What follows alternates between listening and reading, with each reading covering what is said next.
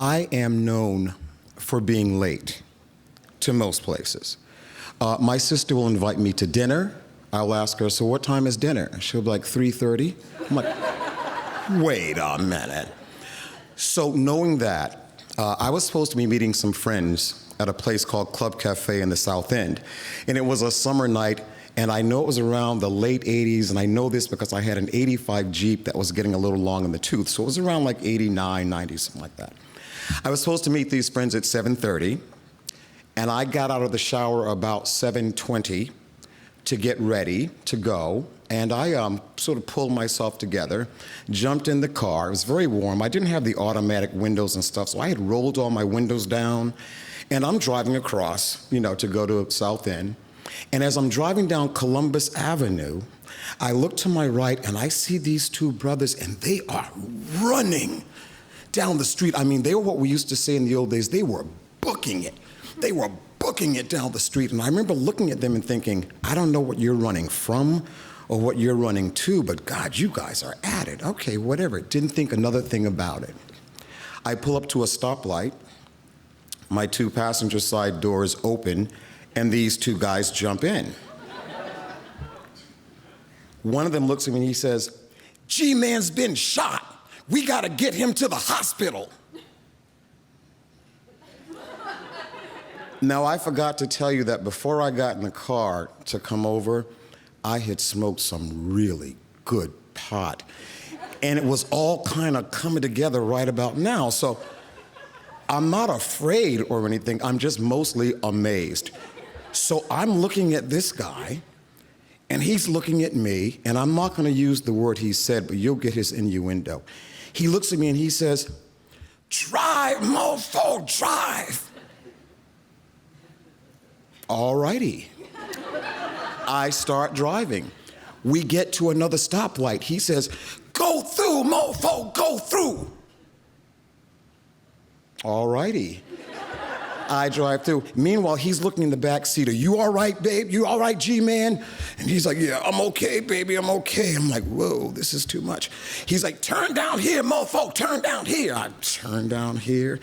Now, I'm beginning to think to myself, what am I gonna say to the police officer when he pulls over this car? You got these three black men in a car. G-Man's been shot. Baby's got a gun. And I'm gonna be like, good evening, officer. I smoked a little pot. These guys jumped in the car at a stoplight. Baby's got a gun. G-Man's been shot, and we need to get him to the hospital. So somehow or another, we managed to get to Boston City Hospital. I pull up, baby opens the front door, jumps out of the car, opens the back door for G-Man, and he helps him get out. As they're about to leave, baby turns back and looks at me and he says, thank you, man, thank you. And I thought, whoa, we went from mofo to man. I'm feeling like we're bonding. I'm feeling close, I'm feeling good. So they take off. So I pull myself together. I look in the back seat, and there's like blood on the back seat, and there's an unopened bottle, a little bottle of Hennessy cognac. So I'm like, strange. Drive back to the club. I walk in, I see my friends, I'm like, you gotta come out to the car with me. I got something to tell you. So we go out to the car. I tell them this whole incredible story, and I've got proof because there's blood and there's this bottle of Hennessy. So I said, so you see, that's why I was late. They looked at me and said, please, you're not late. That's why we told you 7:30.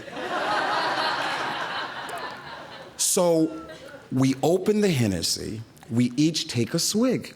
We go back into the club, and we have this fabulous evening.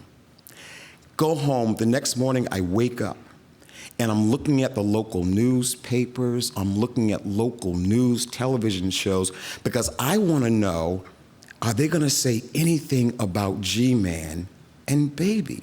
But there's nothing about it. So the story's over, it's done.